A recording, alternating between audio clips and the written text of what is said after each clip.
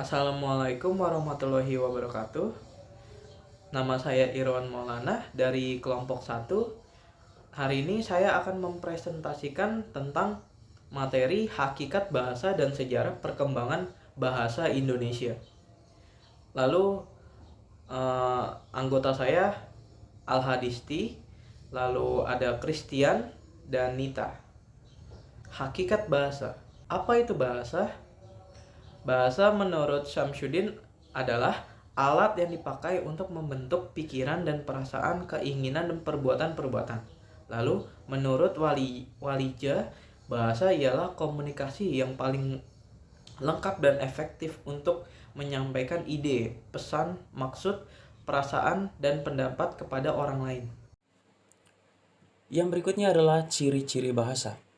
Menurut Ahmad dan Abdullah, ciri-ciri bahasa diantaranya yang pertama, sistem. Yang kedua, bermakna. Yang ketiga, arbiter. Yang keempat, lambang.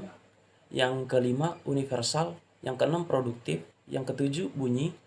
Yang kedelapan, identitas suatu kelompok sosial. Dan yang terakhir, unik. Yang berikutnya adalah fungsi bahasa. Menurut Kerap, fungsi bahasa diantaranya sebagai berikut. Yang pertama, sebagai alat untuk menyatakan ekspresi diri. Yang kedua, alat komunikasi. Yang ketiga, alat mengadakan integrasi dan adaptasi sosial. Dan yang terakhir adalah alat mengadakan kontrol sosial. Sejarah perkembangan bahasa Indonesia. Berdasarkan keputusan Kongres Bahasa Indonesia kedua tahun 1954 ini dan antara lain menyatakan bahwa berdasarkan sejarah, bahasa Indonesia mempunyai akar dari bahasa Melayu. Bahasa Indonesia tumbuh dan berkembang dari bahasa Melayu yang sudah dipergunakan sebagai bahasa penghubung bukan hanya di Kepulauan Nusantara, melainkan hampir di seluruh Asia Tenggara.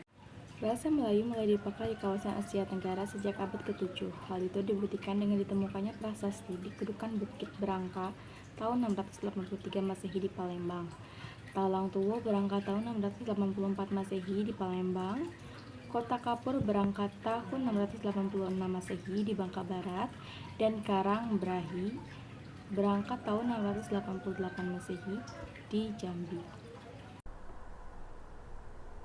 Fungsi dan kedudukan bahasa Indonesia sebagai bahasa negara. Kedudukan bahasa Indonesia sebagai bahasa negara dikukuhkan sehari setelah kemerdekaan Republik Indonesia dikumandangkan atau seiring dengan diberlakukannya Undang-Undang Dasar 1945. Bab 15 Pasal 36 dalam Undang-Undang Dasar 1945 menegaskan bahwa bahasa negara ialah bahasa Indonesia.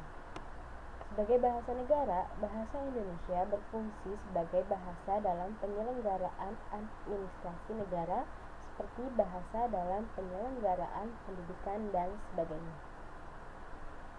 Fungsi bahasa Indonesia sebagai bahasa negara yaitu yang pertama sebagai bahasa resmi kenegaraan, yang kedua sebagai bahasa pengantar di dalam dunia pendidikan, yang ketiga sebagai alat penghubungan dalam tingkat nasional untuk kepentingan perencanaan dan pelaksanaan pembangunan, dan yang keempat sebagai alat pengembangan kebudayaan, ilmu pengetahuan, dan teknologi. Fungsi dan kedudukan bahasa Indonesia sebagai bahasa nasional. Fungsi bahasa Indonesia sebagai bahasa nasional sendiri sudah tersirat pada butir ketiga Sumpah Pemuda 1928 yang berbunyi, "Kami putra dan putri Indonesia menjunjung bahasa persatuan bahasa Indonesia." Butir ketiga itu juga menegaskan bahwa kedudukan bahasa Indonesia sebagai bahasa nasional berada di atas bahasa daerah.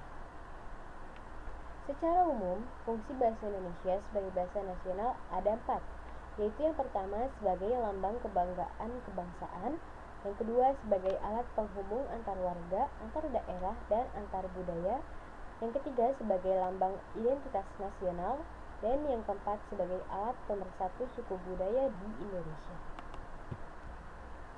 Baik teman-teman, sekian presentasi dari kelompok 1, kurang lebihnya mohon maaf. Wassalamualaikum warahmatullahi wabarakatuh.